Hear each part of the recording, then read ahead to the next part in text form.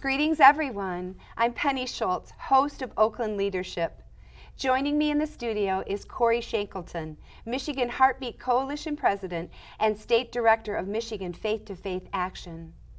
Corey welcomes this opportunity to discuss the Heartbeat petition and how Michigan has been entrusted with this endeavor to protect babies with beating heartbeats. Corey and his wife Hannah are engaged in the life movement and are committed to bring awareness that all life is precious and created in the image of God. Thank you for joining us today, everyone. Welcome, Corey. I'm so glad you're here. Well, thank you so much for having us this afternoon. So we have a mutual friend. Yes, yes. And I was really glad to hear that she connected us through You Beautiful Creation, Tina Jackson. Absolutely, yeah. She's a wonderful, wonderful woman. So. And we've got some important information to share with people, and I want to hear your heart about this Heartbeat petition that you're sharing and getting circulated throughout Michigan. Absolutely. We just feel so honored to be able to have the opportunity to be a part of this. For many, many years we've stood, just believing for the importance of life, not only in Michigan, but around the nation. Mm-hmm. And I believe right now we have an amazing opportunity. There's an awareness and awakening that's happened across our nation. The pro-life movement is energized, and this Heartbeat petition gives us the opportunity to have one of the much needed victories we need in the United States Supreme Court, which, as we know, has been drastically rearranged and changed more in the life direction. And so you and your wife Hannah are engaged in this process together. Tell Absolutely, us a bit about that. Yes, yeah. Us and our 6 kiddos. We actually were we were blessed enough to be pastoring in Ohio at the time when the original Heartbeat bill was crafted there. And we're always asking the Lord, what would you have us be involved in? Mm-hmm. And we'd heard, that this bill was being crafted, and so we made a couple phone calls and had some doors open, and were able to be a part of this process in Ohio for almost the entirety of the 9 years that it took to bring it there. But then we thought we'd move up into the UP of Michigan and have some quiet lifetime, only to know that the Lord had different plans. And so when the phone call came that we were going to do Heartbeat in Michigan, we gladly jumped on board, relocated the family down to Flint, and have been moving on this thing for ever since April, the end of April. And you're in a leadership role with this coalition. Yeah, we're actually the president of the Michigan Heartbeat Coalition. Which is the coalition of multiple leadership teams in Michigan, Transformation Michigan, Make Michigan Great Again, several organizations, Let Them Live, that have come together to pull this off in the state of Michigan. And we have an amazing opportunity because in Michigan, they give the citizens equal voice with the legislation. Yes. And so we simply have to get 350,000 signatures across the state of Michigan, and the Speaker of the House has already said, you get the signatures, we'll get you the votes. Legislation passes it in the House and the Senate with a simple majority, and it becomes law. It doesn't even need to go to the governor's desk for review or opportunity to veto. That's incredible. And how close are you to that goal? We just launched about a month ago, a little over a month ago. We've already got between 50,000 signatures in our hands, but the amazing thing is we have 170,000 petition requests that have been mailed out, that are in people's hands, that they're running around the state, and so we're getting thousands and thousands turned in daily. So it's been amazing to watch the enthusiasm. And all humans have a heartbeat, so we can relate to this. Yeah, that's one of the beautiful pieces of this story. The lady that crafted the original bill, her name is Janet Porter. And she had been legislative director for Ohio Right to Life for nearly a decade. And then a number of years later, she was actually attending the wake of her former boss at Ohio Right to Life. And as she was there, she realized that though they lobbied and passed the nation's first partial birth abortion ban, 24-hour waiting period, parental consent, all of the incremental bills, she realized that they were still seeing nearly 1 million children a year's beating heart stopped through the act of abortion. And literally she said, Lord, what can we do? And so she was thinking, do we do detectable brain waves? What do we do? And she tells the story best. But she actually says in the moment of prayer, she felt 2 words set upon her heart. And those 2 words were detectable heartbeat. So the nation's first detectable heartbeat bill was crafted, and we began to move forward with it. What we didn't know, Penny, at the time was in this United States Supreme Court, something significant had happened. For nearly 40 years, every time a child was referred to in the womb, that child was referred to as potential living fetus. Well, in Carhart versus Gonzalez, there was an undisputed finding. In fact, what that means is both pro-abortion and pro-life alike agreed to this, which is amazing. And what the terminology shifted to is no longer was that child referred to as potential living fetus, but that child was referred to as a living fetus, which we know would just mean is Latin for human, a living human at the point of the exact language, a detectable heartbeat. And so this was birthed in prayer. This was birthed in prayer. It's been carried forth in prayer. It's been amazing to watch. It's one of the joys of my heart. Not only are we saving children with beating hearts, you know, because that's the slogan of the heartbeat bill is a heartbeat detected, a baby protected. And so for the first time ever, we're going to have the opportunity, instead of saying abortion stops a beating heart, we can actually say a beating heart stops abortion.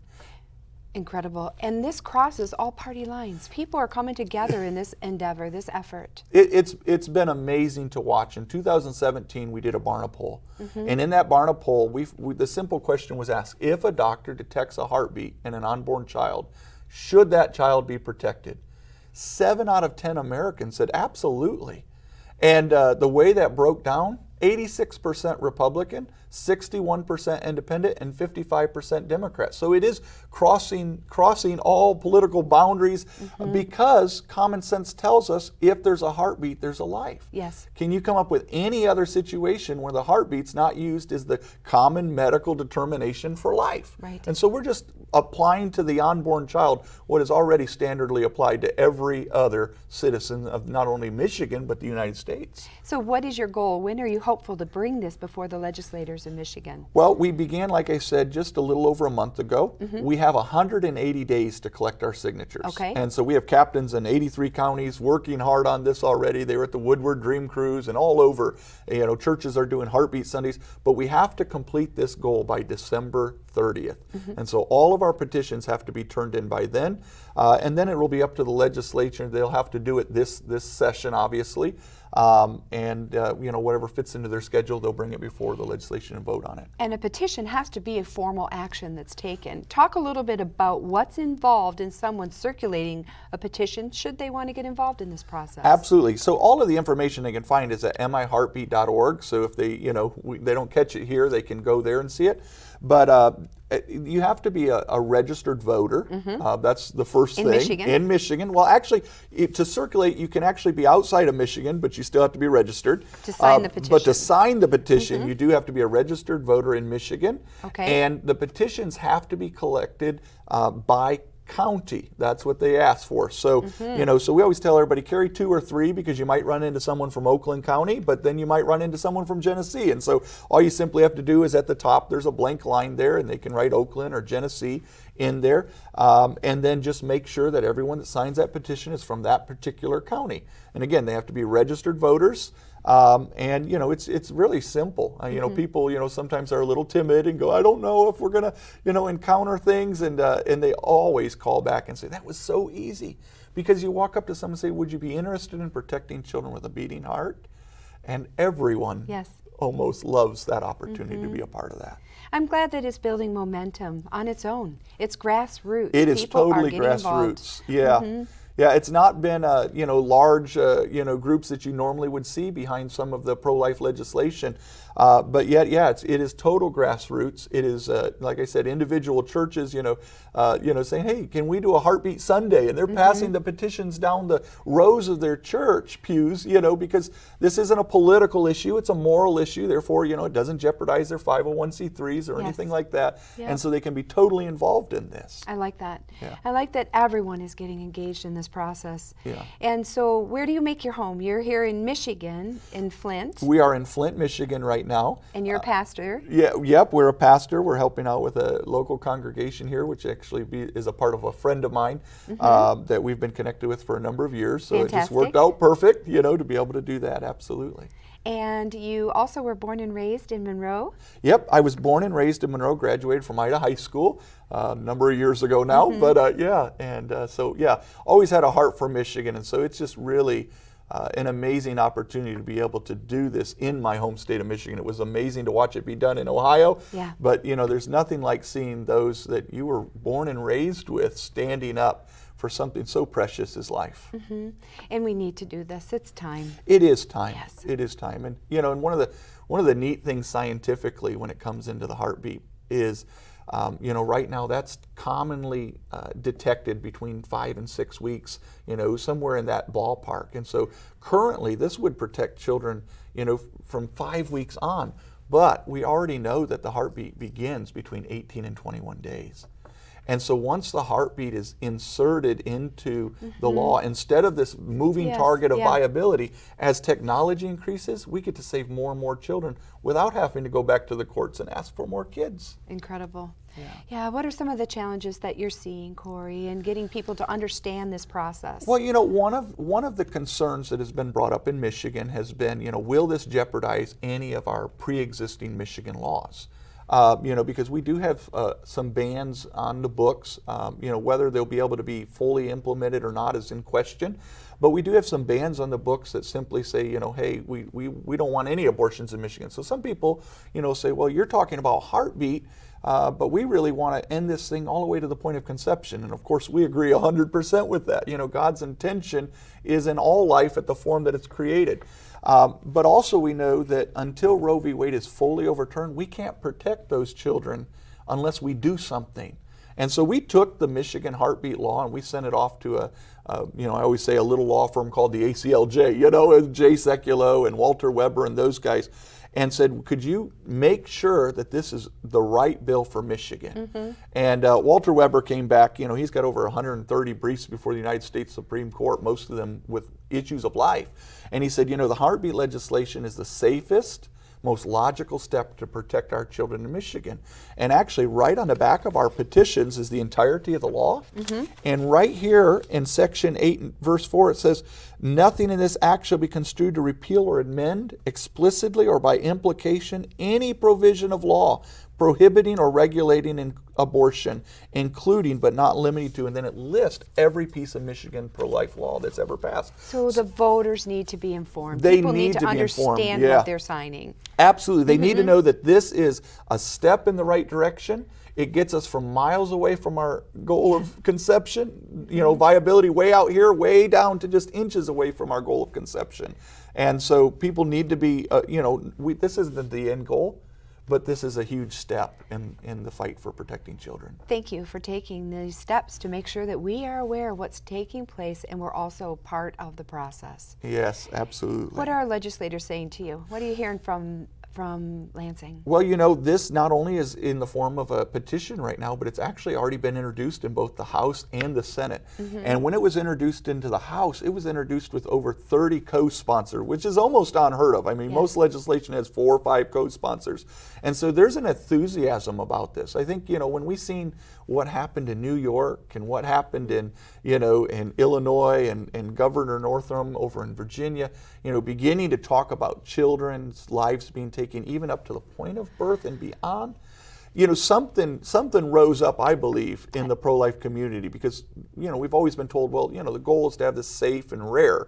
Well, the veil's been removed. We realize this is really about the destruction of children's lives. Yeah.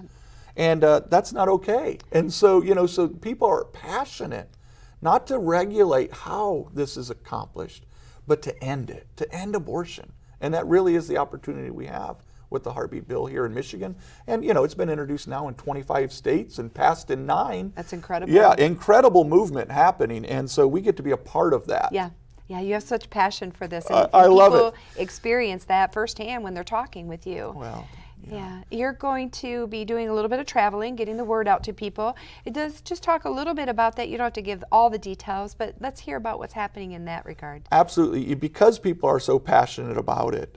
We want to be in front of as many people as we can, and show the value of this legislation in Michigan. And so, just a couple weeks ago, to tell you, on a 4-day weekend, we started out in Sanilac County.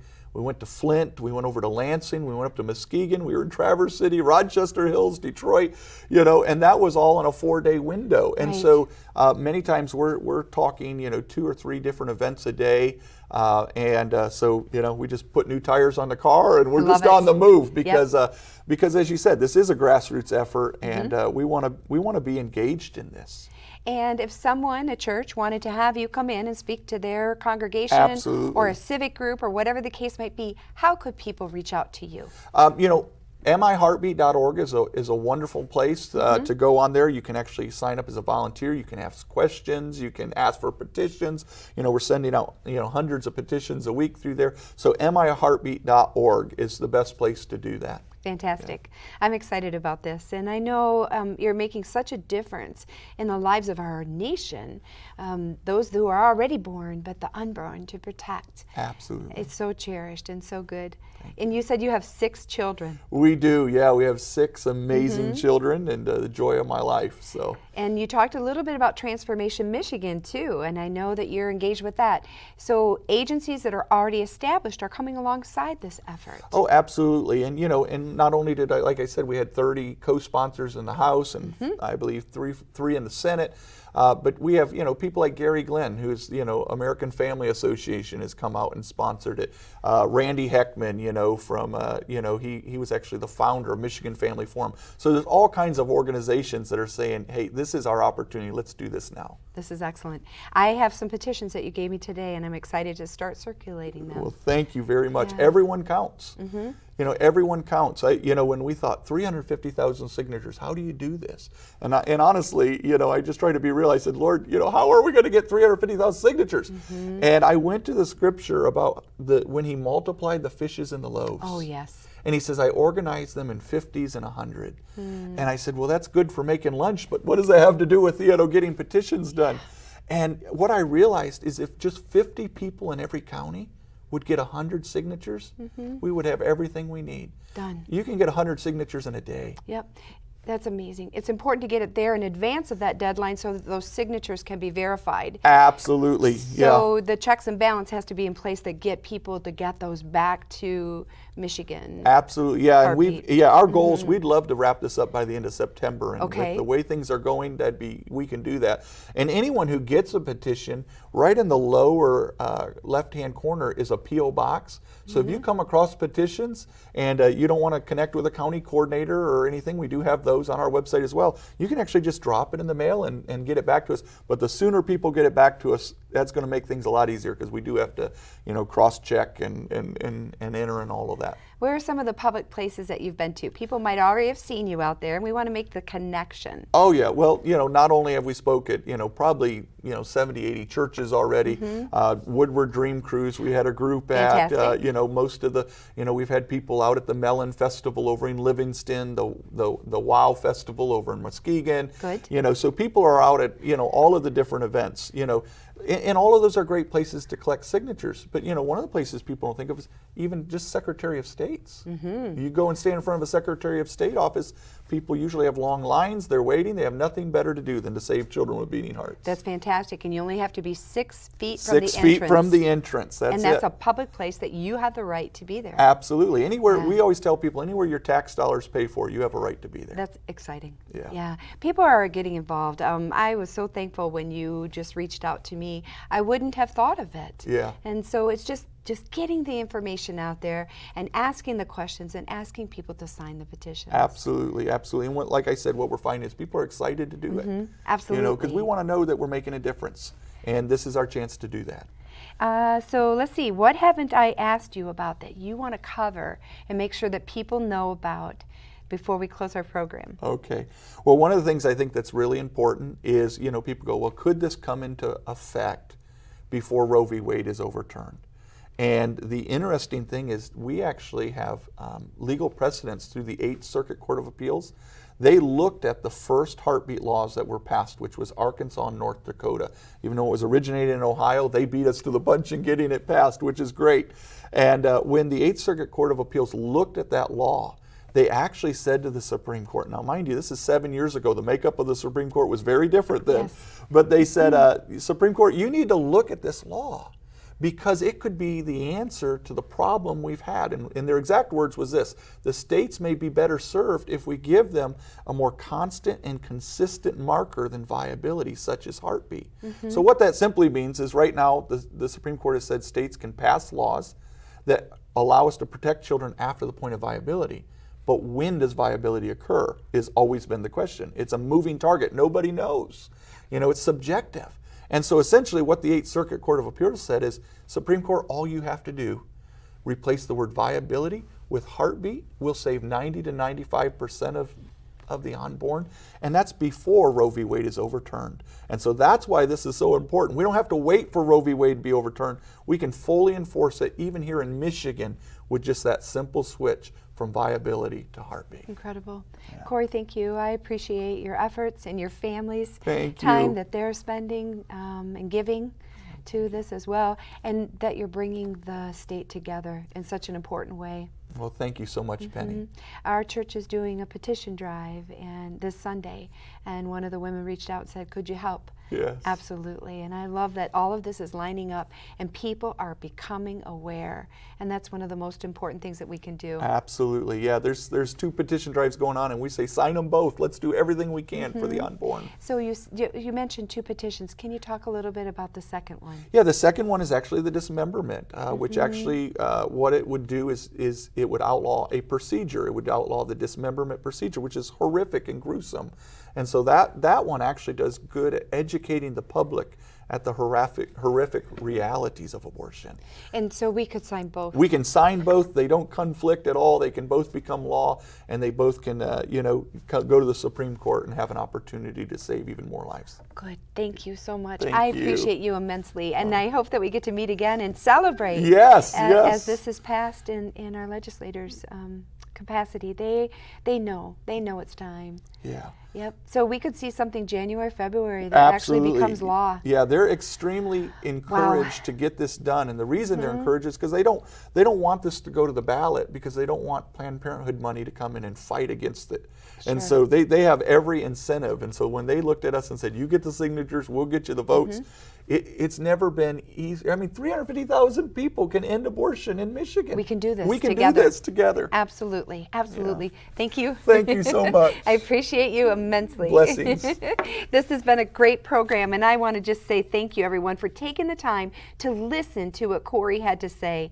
Visit the website, learn what you can about this process, and sign the petitions. Thank you so much, everyone. I'm Penny Shults. Oakland Leadership is glad that you're here today. Have a great day, everyone.